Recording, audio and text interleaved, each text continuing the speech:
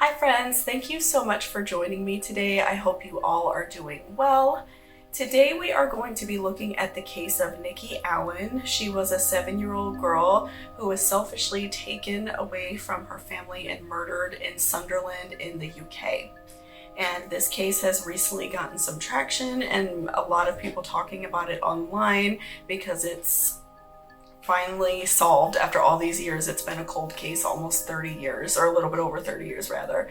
So it's very interesting and heartbreaking. So I hope you all enjoy listening to this case and find it interesting. If there are any other cases you would like me to cover, please feel free to leave it in the comments down below. Nikki lived in a small ground flat with her 26-year-old mother Sharon and 3 sisters. The family was from Sunderland, Tyne and Ware, England, and they lived in an apartment complex called the Ware Garths block. And it was an entire block of flats where over 1,000 people lived, and this was a low-income housing complex. This was a very tight-knit community, and Sharon felt comfortable letting her children play outdoors. And on October 7th, 1992, Sharon, who had been doing chores all throughout the day, started not feeling very well a little bit later on in the evening, and she walked down to her parents' flats. They lived right by Sharon and her daughters, and it was only about like 150 yards away. So Sharon walked down with Nikki to get a pain reliever. She had a headache, wasn't feeling well, and so she walked down to the apartment and they stayed for a couple hours, her and Nikki. They were there for quite a while. And this next part is a little bit fuzzy because Sharon claims that she remembers Nikki leaving at around 8:30, but other people that were around at the time, other witnesses, claimed that they saw Nikki walking back towards her flat at around 10 p.m. But either way, Nikki went back on her own to go back to her flat and go to bed for the evening. So Sharon ended up walking back to her flat about 10 minutes after Nikki left. She wanted to go home to make sure that her girls were, getting ready for bed or already laying down. And when she arrived back at her flat, she realized that Nikki never made it back home. So she immediately started asking neighbors, knocking on doors, and called the police to report Nikki missing. Within an hour, the police arrived and already started a search, and they gathered up 100 volunteers from the Ware Garths block, apartment complex, flat complex. I keep wanting to call it apartment, but I know that they use the term flat in the UK. But in those entire flats, a lot of people knew Nikki and her family, and they wanted to help because they felt so sorry for the girl and were worried about her, and they were just hoping that, maybe she went outside to play or got turned around or something like that. So they started looking and they searched all local parks, industrial complexes. This was near a lot of industrial buildings and old buildings that weren't being used anymore. And they also searched the whole riverbank up and down. And eventually the next day they did come across Nikki's coat and shoes. And the search party that actually found these items had Nikki's auntie in it, and she was absolutely heartbroken to find her niece's coat and shoes. And that started to have the situation where I feel really sink in for everybody that something was wrong, because why would she just take off her coat and her shoes? And so this ended up leading them to go back and search the industrial buildings now that it was lighter out and it would be a little bit easier to see. Plus, many of these buildings were not easily accessible. They had to be broken into because they were completely shut down, old warehouses and things like that. So they ended up researching these buildings. And so the police and the volunteers continued to search the industrial buildings, and this led them to the Quayside Industrial Complex. This is a building that was very close to where Nikki's shoes and coat were found. And this building was completely boarded off, besides one window was slightly opened, and it was not easily accessible. The building was derelict. There was a lot of damage. It was a very, very old building. And unfortunately, when they got inside, when the police were able to get in, they found Nikki's lifeless body on the ground in a pool of blood. So the local community put a lot of pressure on this police department, on the Sunderland police, because many people in the Weregar's blocks, flats, they use public transportation. A lot of people's children played outside, people coming to and from work late. A lot of people in the area didn't drive their own cars, so that means, people were outside quite frequently, and especially outside with their children quite frequently, and they didn't want to feel scared. They wanted the police to find that person right now. So the community was very much like banding together and coming forward and telling police all the information they knew and giving police possible suspects. So luckily for Sharon and her family, they did have a very strong community around them. Sometimes when situations like this happen, people don't say anything, or they just don't pay attention to what's going on around them. But a lot of people were paying attention. A lot of people knew Nikki. A lot of people spent a lot of time outside in this area. This was a very tight-knit community, and a lot of the children played with Nikki and her sisters. So people were paying attention, and so it was gonna, be noticed if a little girl went missing, and they were going to notice if she was with somebody who wasn't her mother or someone she was normally with. When the autopsy took place, the coroner stated that Nikki had been beaten over the head with a brick and stabbed 37 times in the chest and abdomen. She was dragged by her ankles from the room where the attack happened to the basement, where her body was later found. And it was believed by investigators that sexual assault was the initial motive, but Nikki was not assaulted, and it was believed that the perpetrator changed his mind during the attack. During the investigation, a few witnesses came forward claiming to have seen Nikki walking back to her flat, while others claimed they saw her begging for money outside of a local pub called the Boar's Head. A witness named Margaret Hodgson saw a little girl who she later identified as Nikki, who, she looked very similar to Nikki, said that she saw her with who she believed to be her father walking outside of the Quayside Exchange building. And this is something that Margaret has stated later that she very much regrets, because she feels like that should have been something she noticed. Why would they be walking so late at night outside of an old abandoned building? And so she very much regrets not reporting this to the police sooner. But at the time, she did just think that it was a father and daughter. And Nikki was going with this person willingly. He wasn't putting his hand over her mouth or dragging her or anything outside the building. So she didn't think anything of it at the time, unfortunately. Luckily, police were able to confirm a man who took Nikki into the building because of security camera footage that was later released. And that leads us to the big question, who is this man? One name came up several times during questioning of the residents in Weregar's block, and his name was George Heron.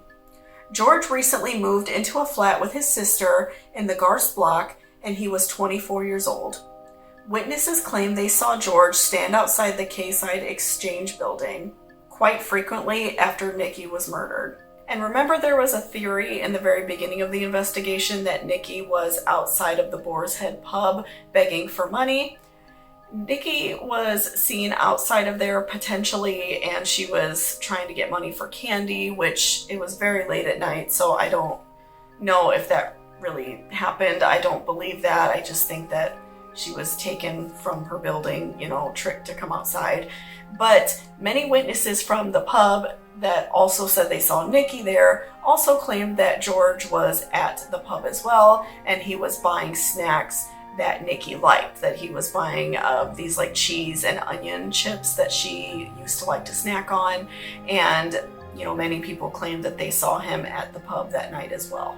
George's sister even told police that George was gone that evening for a very long period of time, and that when he arrived home, he rushed into their washroom and proceeded to wash off his body and his clothes for a good half an hour, and that his shoes and some of his clothing still had blood on it.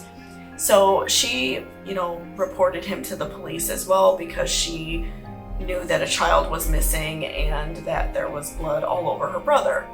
So George was taken to the local police department and questioned by police. And initially, he claimed that he didn't know who Nikki was at all, that he never saw her. And they started using police tactics that aren't always great, that often, frequently have had people get blamed for murders and get blamed for crimes when they didn't really do it. They put a lot of pressure on George, and so at one point he then began starting to admit that he did know Nikki and sometimes he saw her outside the building. And after George was taken to the police department for questioning, the department was flooded with phone calls from people claiming that they saw George talking to Nikki frequently outside of the building, and so this furthered police's gut feeling, I guess you could say, to continue questioning him and to continue to push him for the truth, what they felt like at the time, for the fact that they felt like George was the killer and that he was the one that tricked Nikki into the K-Side Exchange building. So after 3 days of harsh interrogation, George did admit to killing Nikki.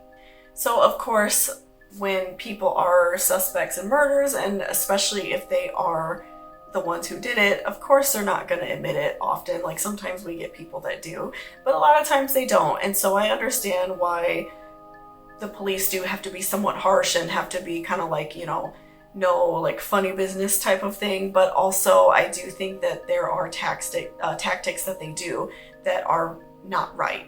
Withholding food, withholding water, sleep, keeping someone in a small room for days is inhumane. And of course what people do if they murder somebody is inhumane as well, but it then turns into something like where you're doing this to innocent people. So it's a really hard, I feel like, subject to tackle, because of course we need to get dangerous criminals and dangerous people off the street, but also it's not right to do this to people who are innocent as well. So this does happen sometimes where police unfortunately overly pressure somebody and they admit to doing something that they didn't do just because they're desperate and they get confused and they're hungry and they haven't slept. So difficult subject to tackle, but it is something that does need to be talked about.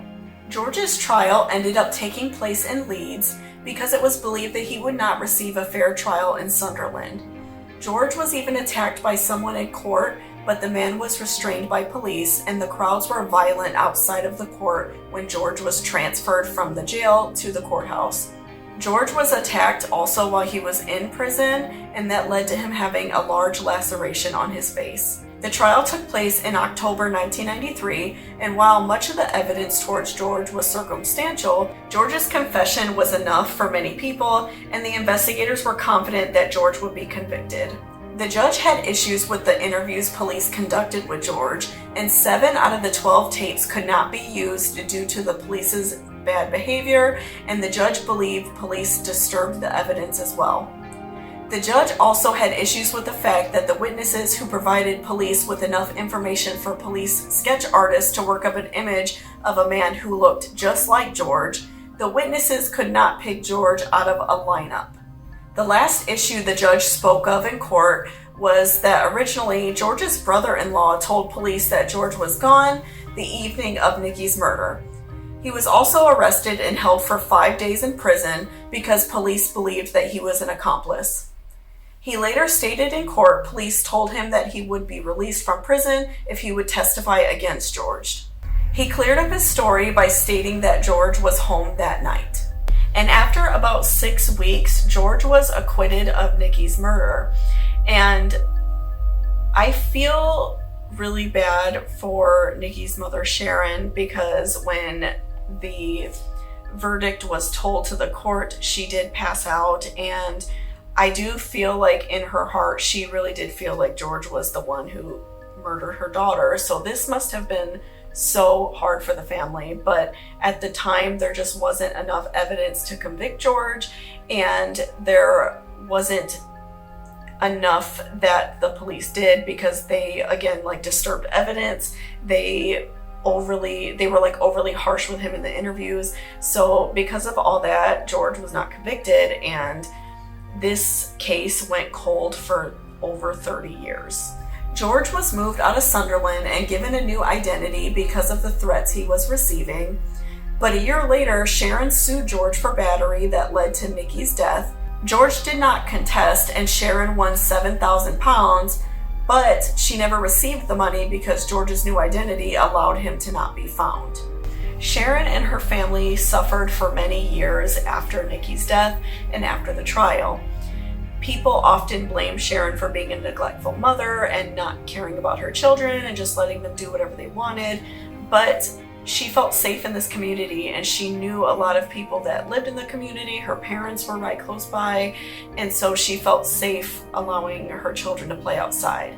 And this was in the early 90s. People weren't so scared of things like they are now. Of course, like, a lot of bad things happened back then, but because the news wasn't like constantly in your face, and you didn't have your cell phone on you all the time, and you didn't know about a lot of murders and kidnappings and everything bad that happens constantly, people weren't as, careful as they are now. People watch their kids more now normally, and people were really mean to Sharon and often said mean things to her in public and just treated her as if she didn't care about Nikki. But that's not true. I do definitely feel like Sharon greatly loved her, and she's carried on this torch for 30 years to continue finding her daughter's murderer. And throughout these years, Sharon was remarried and divorced, and she really struggled with a lot of the relationships in her life because she could never move past her daughter's murder. So in 2017, Sharon worked with the police to reopen Nikki's case. There were no main credible suspects throughout these years. There's been a few small killers that the police have looked into, but they've really led nowhere. And so they decided to reopen the case because of our advancements in DNA technology in the last 10, 15 years have been incredible, and it has led to many cold cases being solved. So they reopened the case. So they were able to pull DNA from Nikki's outfit that she was wearing at the time. They mostly pulled it from like her shoes and shorts, and they were able to pull like hair fibers and follicles rather, and some other things like off of her shorts, and of course then put that in the database, and they ended up finding a suspect. So the DNA profile led police to a 54-year-old man named David Thomas Boyd. Police charged David with Nikki's murder in 2022. At the time of Nikki's death, David would have been 25 years old and only lived 3 doors down from her grandparents' flat. His girlfriend was also Nikki's babysitter at the time. David has a disturbing past as well.